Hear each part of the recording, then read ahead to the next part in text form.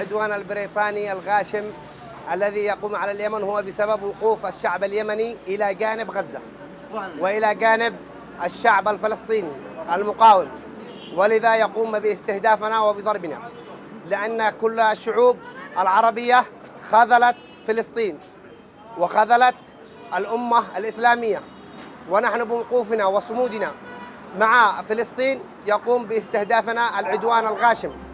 موقفنا لا زال ثابت ومبدئي بأننا سنقف مع إخواننا في فلسطين وفي غزة حتى يتم النصر وحتى يتم تحرير كل الأراضي الفلسطينية، وليس غزة فقط، تحرير كل الأراضي الفلسطينية من دنس الاحتلال الإسرائيلي، وهذا واجب ديني ومبدئي وأخلاقي بالنسبة لنا في اليمن.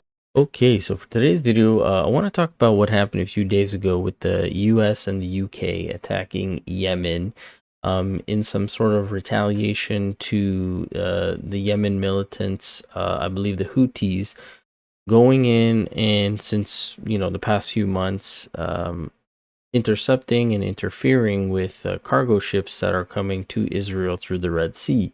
And as you could see from the opening clip there, the people of Yemen are not happy and they vow to bring down severe punishment to the US and the UK now because of this attack on them.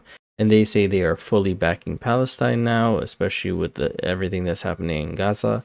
And we're even seeing some protests now on the streets, defending Yemen, saying leave Yemen alone. But the interesting thing that I want to talk about for today is the aspect of the Islamic religion and the outlooks of that, which ties into the second gentleman in that first clip, saying at the end there, this is a religious and moral duty that they have to uphold. With that being said, I'm going to be playing a few clips today, and the first clip is from an individual who I believe was born in Yemen, grew up in Yemen, was very much in the Islamic religion and world and everything, and this is his view on what's going on. The effects of this war have also been seen in European capitals, with pro-Islamist groups and radical new migrants marching in the streets oftentimes in the hundreds of thousands against Israel and bringing the Middle East conflicts to the streets of the Western world, even as moderate Muslims say that these movements cannot necessarily be negotiated with and will pose a major threat to the West moving forward. We are joined now by Louay Ahmed, a columnist as well as influencer and presenter at the Builders of the Middle East. Thank you very much, Louay, for being with us. I'm glad we have a good working connection this time. I want to address the religious angle of this conflict first. Can this truly be said to be a conflict only on religious grounds? I don't think you can paint it all as a religious conflict, because it is also a political conflict, but religion is at the forefront of this conflict, because what many people in the West don't understand is that Islam is the system, it is life, it is the system that indoctrinates and permeates every single understanding of life in the Middle East. So when I studied, when I went to school in Yemen, for example, the vast majority of what I learned in school was about Prophet Muhammad, how Islam teaches us to live, how life in every single way should be dictated by Islamic and Quranic thought. And there is no room for any secular thought. There is no room for adapting to or evolving into the modern civilization that we live in the West. So it is primarily a religious conflict, and religion is at the forefront of every single line in the Middle East. And this is also a part of the life that many Muslims and people who have migrated to the West believe in. So 30 out of 31 mosques in Sweden believe that you should not be able to criticize Islam whatsoever. It should be banned to criticize Islam. And that just comes to show that majority of Muslims who move to the West do not adhere to the values and the belief systems of the West. In fact, they want to change the West. They want the West to become more like the Middle East, to become more Islamic. Many Muslims say that they're not happy in the West and they want the West to become more like the Middle East. And that is a problem that Muslims themselves and Arabs and immigrants have to fight back against, because many of the people who flee these countries do not understand that the Islamic system is one of the reasons that the Middle East looks the way it is. It is why we run away from the Middle East, so to speak. Now, right at the end there, where he's talking about Muslims who go to the West and are unhappy and they want to make it more like the West or more like the Middle East, made me think of this video that I'm about to show you, that I came across when there's been a bit of a trend where people keep posting why I'm leaving Canada, why I'm leaving Toronto, why I'm moving out of Canada, stuff like that. Whether, you know, it be economic or they can't afford housing or there is no housing, etc., etc. This couple stated 5 reasons why they were leaving, and this was their 3rd reason. Take a look. Reason number 3 is there's no Islamic environment in Canada. Now, I will preface that statement by saying there are certainly certain locations within Canada where there is a high amount of Muslims living. But what we mean by Islamic environment is that in certain countries, again, we've traveled to a few different Muslim countries, that when you go there, you hear the adhan, the call to prayer 5 times a day. It's playing on the loudspeakers. That constant reminder. Whether you're in the mall in Dubai or Malaysia or wherever you are, you hear the adhan go off.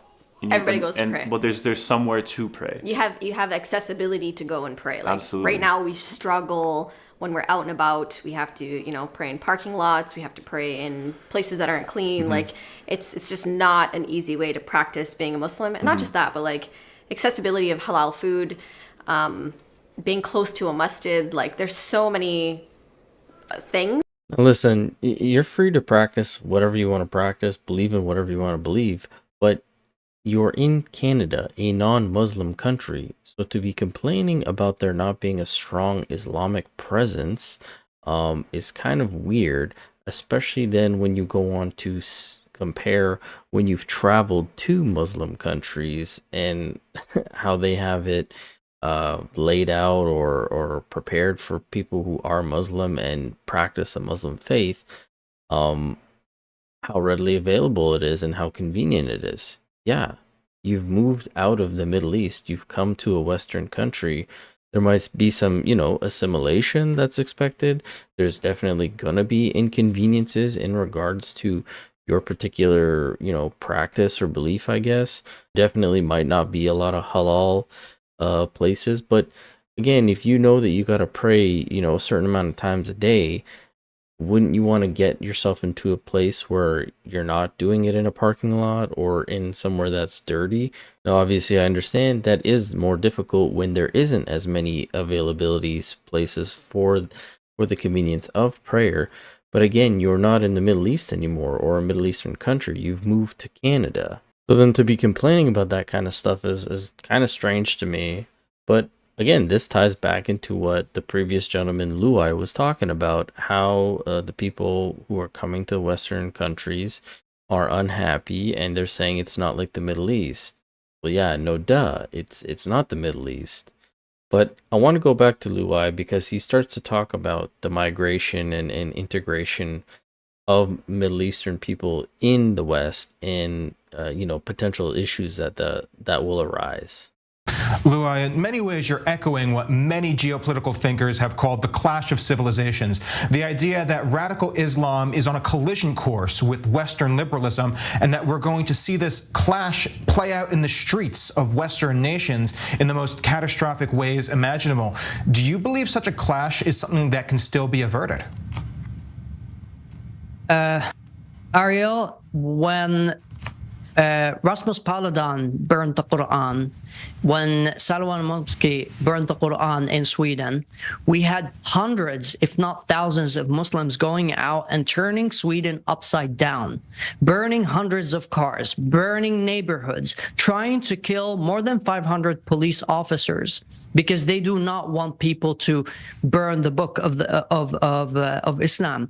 And that is a major clash because in Sweden, you have to have freedom of expression. Freedom of expression and freedom of speech are the main building blocks of Western civilization and Swedish civilization. In Sweden, you can say anything. You can criticize any idea. You can scrutinize religion. You can examine all historical concepts. Anything can happen in Sweden regarding that, and that is the way that it has been for a very long time. After the Islamic migration happened, that has changed now. The Swedish society, the Swedish police, Swedish politics, Swedish politicians are in panic mode because they did not know, or they did not realize, that the vast majority of the people who have moved to the West are not going to change just by setting their foot in Sweden. They're going to continue believing in the same ideologies and the same concepts in the Middle East, in Syria and Iraq. So the clash of civilizations is very detrimental to the West, to Sweden, to the Netherlands, to the UK, and we will not be able to avoid this if we do not have an honest and open discussion about the threat that comes from Islamic migration. If we do not talk about how the integration courses and the integration projects that Sweden and other European countries have been completely unsuccessful, that there needs to be another alternative in the West to countering this. And in my belief, nationalism is great. We need more nationalism in Sweden and in the West and in Europe, because what we're not facing Teletubbies who are just trying to make us change our values. We're facing people who want to slit our throats if we criticize their ideology, if we criticize their prophet.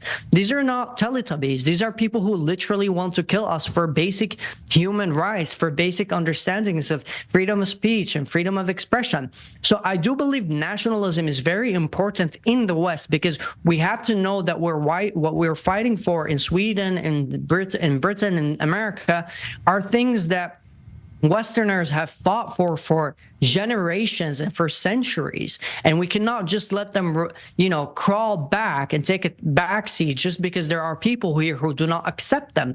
If the people who do not accept these values come to the West, they need to get out. They cannot continue to live and try to change the mindsets and the politics and the laws of the countries that they move to.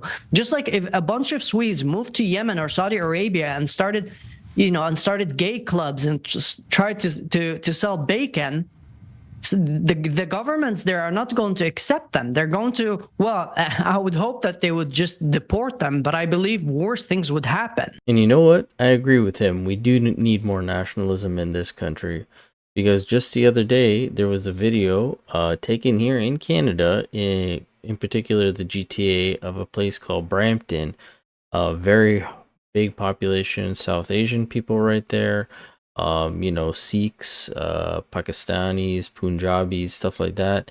And they were asked, what is it that you like about Brampton? And they said it reminds them of where they came from. Now, correct me if I'm wrong, but I don't leave a place to go to another place that reminds me of the place that I just left. Like, I didn't leave Portugal to come to Canada because Canada reminds me of Portugal.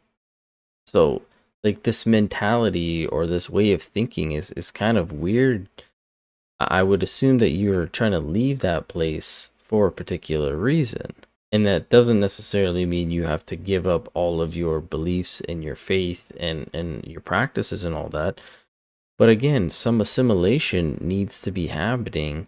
Like, I can't go over to, say, Yemen and open up any kind of shop that I want that would go against their religion or their beliefs, but they can come here and do exactly that. They could open a halal shop if they wanted. They could open up any other kind of place that they wanted, any kind of business, store, enterprise, whatever they wanted. They could do that here, no problem. And this point flows into the last video clip that I'm going to be playing, with Douglas Murray when he was at Qatar having a debate about immigration a few years ago. Because much of your argument, Douglas, seems to be about the us versus them, the fact that, we have our own values, our own Britishness, our own virtues, and they will come to our shores with their values, their traditions. You seem to almost suggest that they come to your countries with a lesser breed of values. No, I don't think I said that at any point, and that's another time you've tried to put something in my mouth. So when you talk about the difference in values, what do you suggest? Look, first of all, I didn't say that. I said that there are challenges, because we do know that there are challenges, and let's just be frank about this. I mean, for instance, I've been in the Gulf for the last week or so. I see more burqas in my home city of London than I have seen in the Gulf in recent days, certainly here in Doha. Now, I can't say I'm delighted by the sight of more and more burqas in London.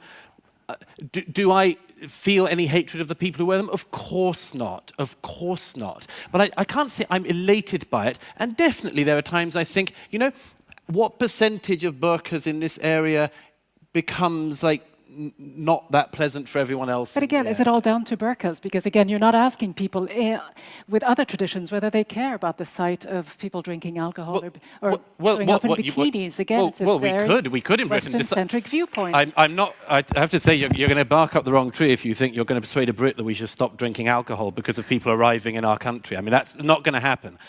These things are all a bit of give and take. You bring your own traditions that don't quite fit with theirs. Well, they don't. Yeah, there are, as I said, and before we got all confrontational, which you did from the get-go, I said what the problem is here is that these things are all rubbing against each other. And in that situation, you have to work out what things you're willing to give up, which things you're willing to compromise on, and which ones you're not. You're not going to persuade the Brits to massively change their culture, but let me just make the point. Every single society has certain aspects of it it doesn't want to give up. This one will. In Qatar, this one will. Everyone does. So please don't try to make this a kind of bigoted European thing. That would be a very dishonest way to. That would be a very dishonest way to represent Just answer this question debate. directly if you can. Which of your values are you most afraid to lose? Which ones are most threatened by the arrival of refugees? Freedom of speech. It's the first one.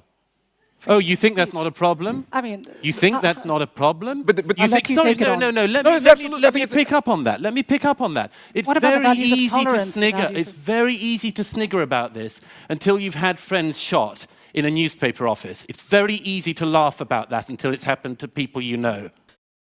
And again, I don't know, it just seems very hypocritical that she questions how come the British people can't see the values that, you know, these immigrants or refugees are bringing to their culture, yet the opposite couldn't be said. It's not like the British could bring their values and all that stuff to these places and they would be accepted.